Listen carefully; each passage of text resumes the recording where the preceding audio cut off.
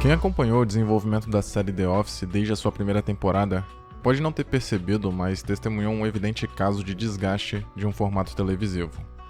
A série, que era sobre o cotidiano tedioso dos funcionários de um escritório, que passavam todo o tempo querendo que o expediente acabasse para que pudessem ir para suas casas, gerando situações engraçadas a partir de acontecimentos corriqueiros em qualquer rotina de escritório, se transformou em um show metalinguístico e fora da realidade.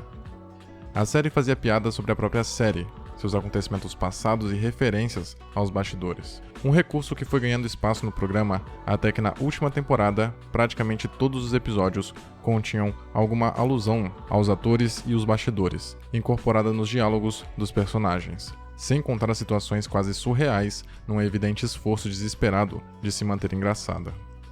Além disso, também acompanhamos os erros passíveis de serem cometidos quando toda a equipe de produção de um programa, principalmente de uma sitcom, não assimila o esgotamento de um formato e insiste em revisitar temas e dramas já explorados. É quando a audiência começa a cair e situações negativas e imprevisíveis começam a surgir e se tornarem mais recorrentes, como o protagonista deixando o show de maneira inesperada. Até que, na última temporada, vemos um personagem que ganhou destaque ao longo dos anos, dizendo: "Eu gostaria que houvesse uma maneira de saber que você está nos bons velhos tempos antes de realmente deixá-los." Uma frase carregada de teor metalinguístico referente ao próprio declínio da série. Nessa ladeira abaixo, os roteiristas já desprovidos de artifícios atraentes passaram a criar episódios cartunescos, com eventos e situações de natureza surreal e absurda. Os personagens evoluíram até se transformarem em caricaturas de si mesmos, e quando não existia mais para onde ir, as piadas simplesmente deixaram de ser engraçadas para se tornarem um claro ato de falta de criatividade. Kevin, por exemplo, falava como uma pessoa normal no começo da série, mas foi ficando um pouco mais burro a cada nova temporada. Em uma percepção reforçada pelo estereótipo e pelo preconceito da audiência, mas que foi incorporado pelos roteiristas, até o personagem se tornar um idiota que só pensava em comida e não sabia nem o alfabeto direito. Ele era lento, mas não era estúpido, como se tornou com o passar dos anos. Mesmo que ele tivesse pouca inteligência, ele ainda tinha inteligência. O mesmo aconteceu com o Creed, um personagem claramente desassociado da realidade do escritório e de qualquer parâmetro normal de indivíduo. Seguindo essa linha superficial e reducionista, Meredith foi outra que acabou se resumindo a uma faceta de péssima mãe, alcoólatra e sexualmente depravada. Porém, ao contrário do que muitos podem pensar, não foi a saída do astro da série, Steve Carell, que deflagrou as inconsistências do show, pois mesmo com o personagem Michael Scott, The Office já apresentava uma certa falta de delimitação. Como o fato do melhor chefe do mundo ter sido sempre um ótimo vendedor, inclusive foi por isso que ele se tornou o gerente. Porém, em alguns episódios, vemos que ele parece ter perdido o talento antes apresentado, como na passagem em que ele acompanha a personagem Jam em um jantar com um possível cliente. Arriscando uma análise crítica, podemos dizer que em um certo ponto, a série passou a pecar pela superficialidade, perdeu a sensibilidade para humanizar os personagens. Como no episódio em que Jam, após a briga com Michael, que resultou em um de seus troféus destroçado, tenta colar as partes de volta, mas sem sucesso. Apesar de ser cômico de um jeito triste, a cena mostra que a personagem não era tão intransigente ou difícil de lidar como parecia. Claro que não podemos dizer que ela era uma pessoa acessível, mas ainda tinha sua humanidade fácil de ser percebida. Uma perspectiva que, infelizmente, foi se perdendo conforme o formato foi se desgastando. A saída do Michael forçou os outros coadjuvantes, exceto Dwight, Jim e Penn, a ganharem destaque de uma hora para outra, talvez deixando pouco tempo para que os roteiristas desenvolvessem um perfil aprofundado dos personagens, o que resultou em uma importância sem fundamentos, uma transição de foco feita às pressas. E restou ao público ter que se contentar com a exibição prolongada de personagens que não eram interessantes o suficiente para estarem em evidência. Não à toa, foram criados como meros alívios cômicos. Os espectadores mais assíduos, eventualmente, acabaram se acostumando com a ausência do Michael Scott, até porque os roteiristas evitavam colocar seu nome na boca dos personagens. Mas, principalmente para quem acompanhou o programa desde o início, estava claro que a série já não era mais a mesma. Depois da partida do Steve Carell, virou costume mudar o final da abertura com o Michael virando seu troféu Dandy para os outros personagens imitando o gesto com outros objetos. Em boa parte da 8ª e 9ª temporada, Andy era quem aparecia no final, para mostrar que ele era o chefe e um protótipo de protagonista, mas eventualmente a produção mudava novamente esse desfecho para o Jim e a Pen se beijando, indicando a mudança de foco, voltado mais para o relacionamento entre eles do que exatamente no cotidiano da empresa, que deixou de ser o motor e o plano de fundo para a trama. Uma transição que ficou evidente no episódio em que o Andy simplesmente sai para velejar e a produção não se preocupa em apontar um substituto para a função de gerente regional. Por mais que o Michael Scott tenha provado que o cargo era um mero símbolo de autoridade, mas efetivamente pouco necessário, seria interessante ter uma desculpa verbalizada sobre ninguém ter assumido o comando. Restou aos fãs concluírem que, se o escritório sempre pareceu uma bagunça, as suspeitas finalmente foram confirmadas.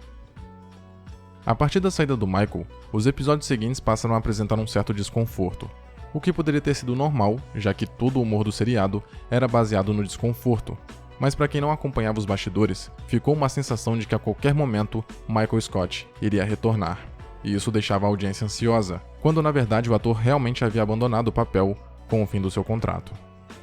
A despedida do personagem, inclusive, embora tenha sido comovente, não parecia real, pois existia precedentes no show de personagens partindo e sendo impedidos no último segundo, desistindo ou ainda sendo acompanhados pelos documentaristas.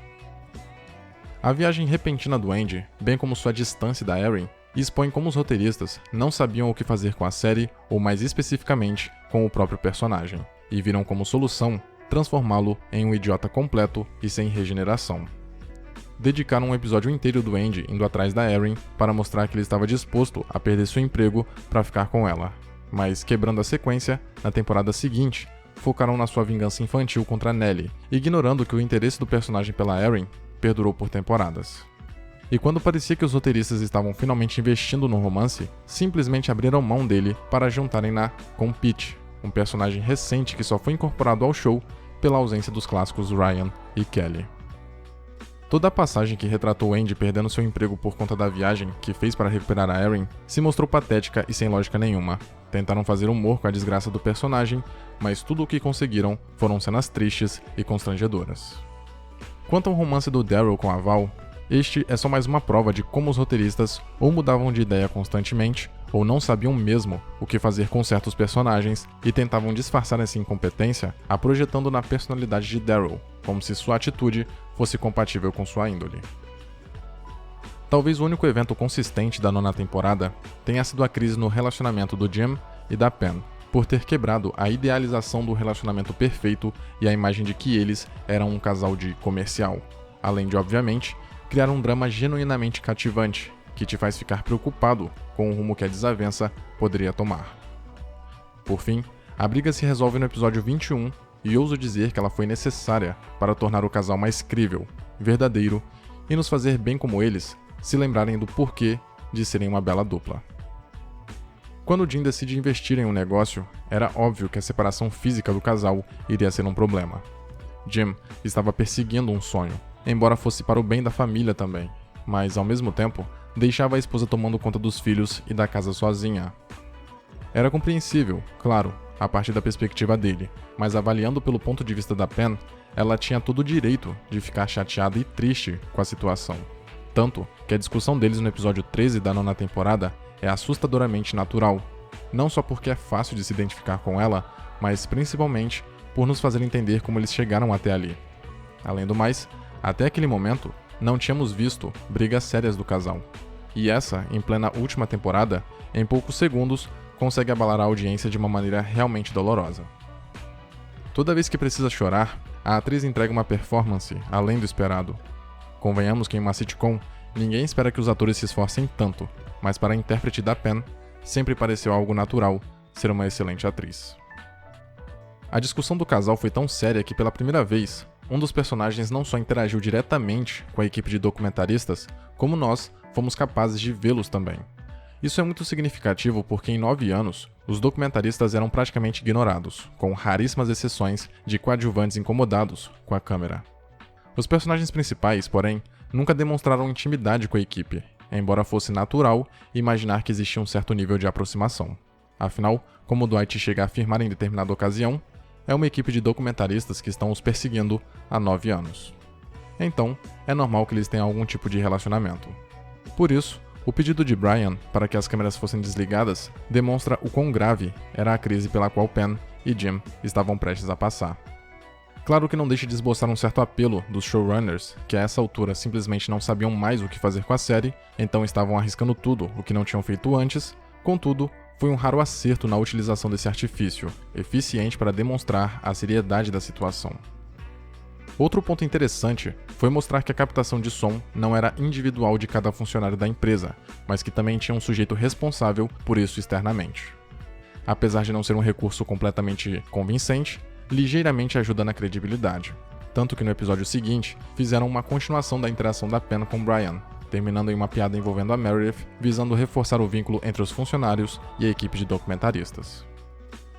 O episódio em que o Andy acha que a parente distante da Michelle Obama é um diferencial e quase uma lembrança dos melhores momentos da série. Por um momento, parecia que o programa havia retornado a ser o que era no início, o cotidiano de funcionários de uma empresa de papel, mas com uma diferença notável, sem o mesmo humor.